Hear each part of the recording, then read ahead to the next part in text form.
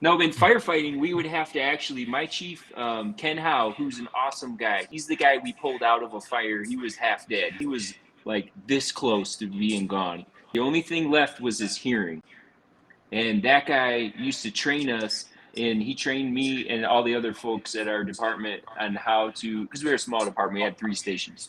And so he trained us how to drive.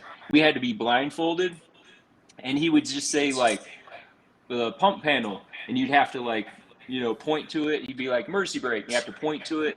And so I feel like there's something to that, like learning how to operate in the dark. We'd have to. He'd be, sit in the seat, in the driver's seat, and then he would just name stuff, and you'd have to, like, point to it and had to know exactly what to do when. And then he'd be like, all right, this is which hose line are you gonna pull, what kind of pressure do you need? Here's the elevation. You had to figure it out, like. So it became like in your system, so you could do it when you were asleep. Really, you could do it if you couldn't sleep.